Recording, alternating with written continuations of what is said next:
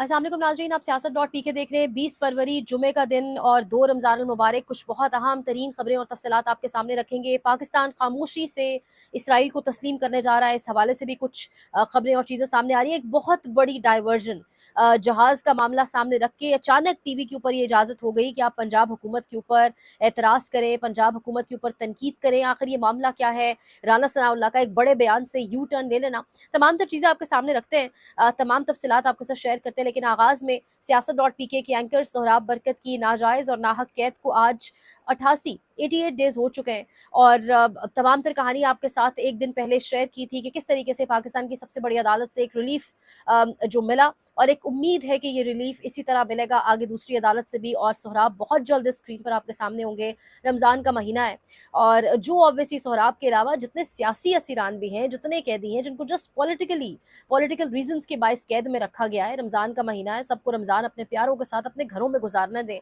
वैसे तो इस मुल्क में कुछ भी इस्लामी इक़दार और इस्लामी कानून और कायदे के मुताबिक नहीं हो रहा, कहीं दूर दूर तक वो इक़दार फॉलो ही नहीं किए जाते, लेकिन उम्मीद है कि अदालत जो है वो रिलीफ देगी और सोहराब रमज़ान का महीना एटलीस्ट आखिरी अशरा अपने घर वालों के साथ गुजार सकेंगे और स्क्रीन पर वापस आपके सामने होंगे।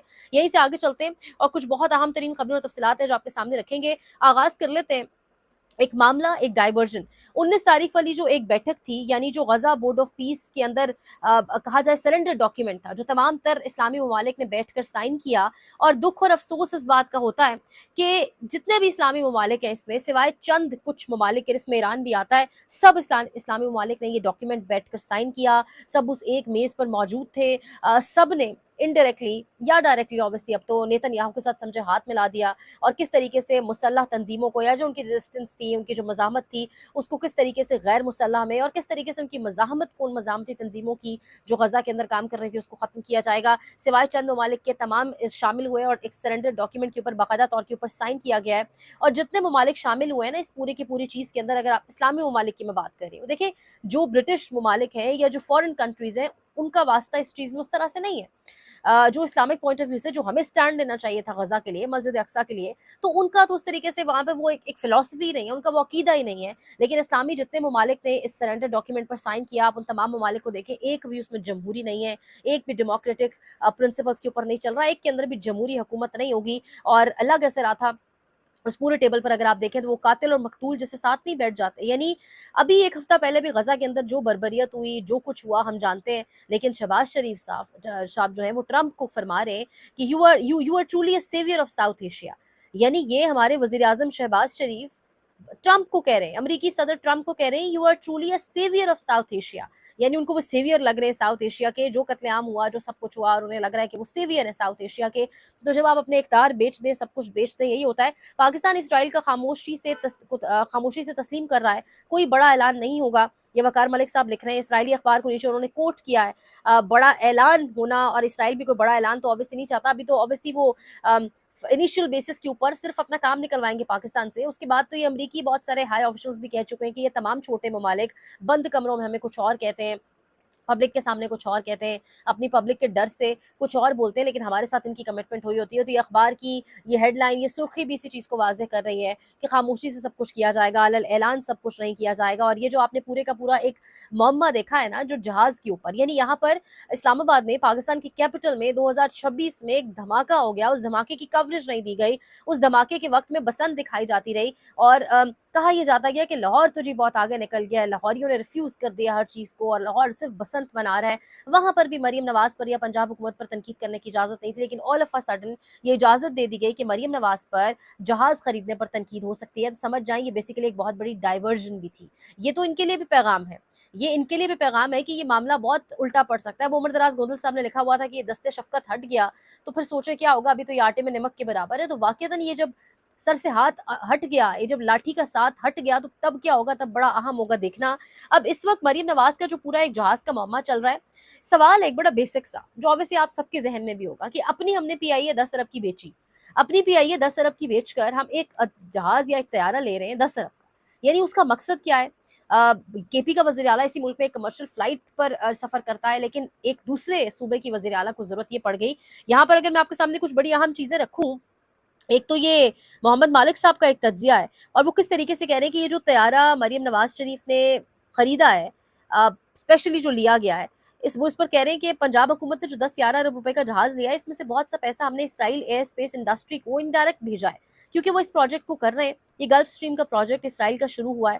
آج بھی اس کی کنسٹرکشن میں مین پارٹنر اسرائیلی ایئر اسپیس انڈسٹری ہے.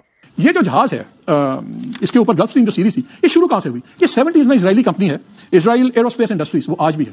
انہوں نے 2 جہاز اپنے ان کے تھے ویسٹ ونڈ اور ایسٹرا. ویسٹ ونڈ اور ایسٹرا لگژری جیٹ سے 1970s کے یہ انہوں نے بنائے، پوری دنیا میں بہت پاپولر ہوئے. پھر جو پیسہ تھا وہ عربی شیخوں کے پاس تھا مڈل ایسٹ میں، وہ اسرائیلی جہاز لے نہیں سکتے تھے. پھر بڑی عقل مندی کی کام ہوئی، کمپنی دوسری کمپنی کو آپریٹ ہوتی ہے امریکہ میں اور وہ پھر بکتی ہے، اس کو جنرل الیکٹرک والے لے لیتے ہیں، یہ اس کی ہولی سبسڈی بن جاتی ہے. لیکن آج بھی جو اسرائیلی ایئر اسپیس انڈسٹریز ہے یہ اس کی کنسٹرکشن کے اندر مین پارٹنر ہے.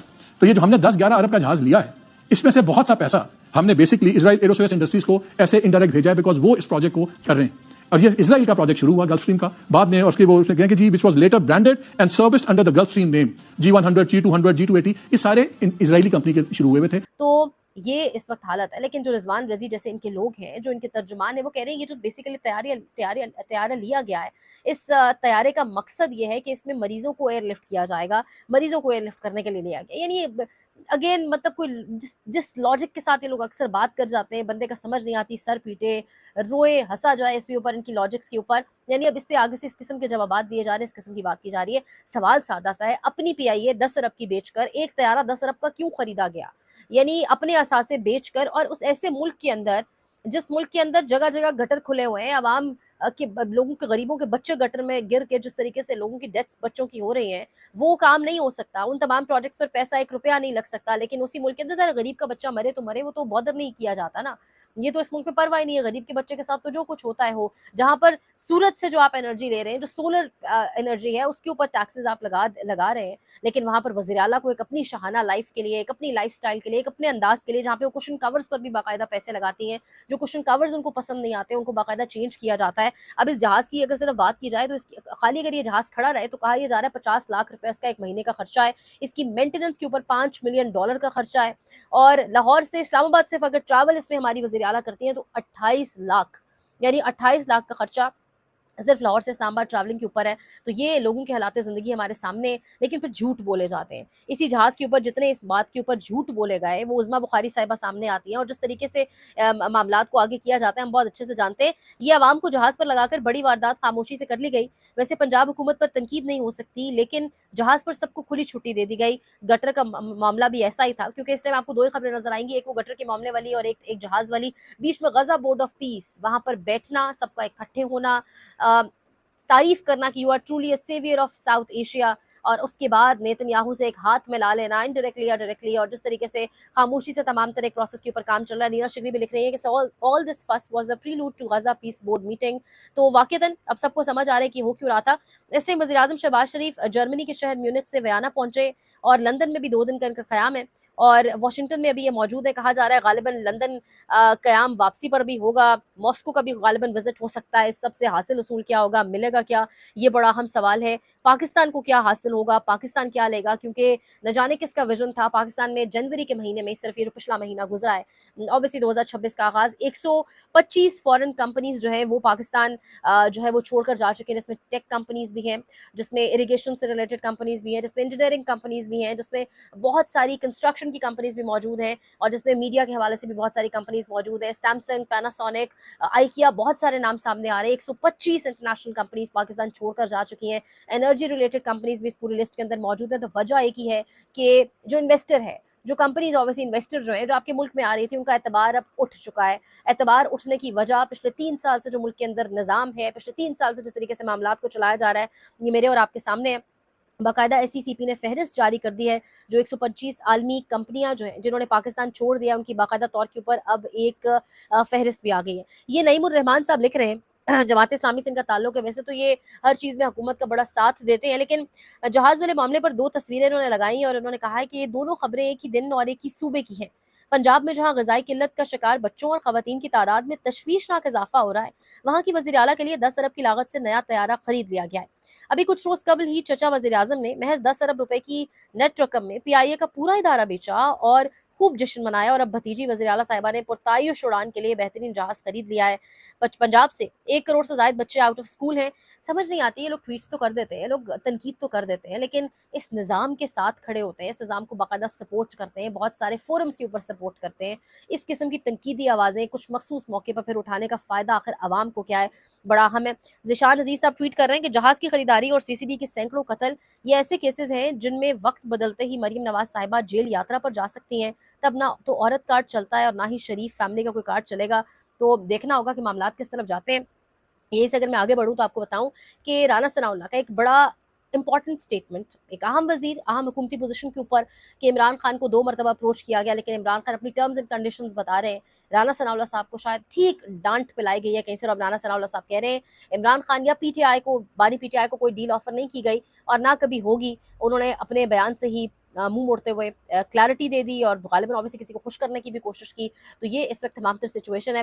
دوسری جانب میں جاتے جاتے آپ کو بتاؤں تو وہ جو ایک بڑی خبر تھی، جو فارمر 14 کرکٹرز نے، کیپٹنز نے باقاعدہ طور کے اوپر ایک خط لکھا تھا، وہ خط پبلش بھی ہوا تھا، اور امپورٹنٹ یہ ہے کہ وہ ایک عالمی خبر بھی بنا. جب وہ چیز ہم نے آپ سے ڈسکس کی تو میں نے یہ بات شیئر بھی کی کہ یہ عالمی خبر بنے گا. یہ 1 یا 2 دن کے بعد تمام انٹرنیشنل نیوز پیپرز کی ہیڈ لائن ہوگا، لوگ اسے ڈسکس کر رہے ہوں گے. اور اب سری لنکن رکن پارلیمنٹ اجیت پریرا کی سری لنکن پارلیمنٹ میں عمران خان کے لیے قرارداد.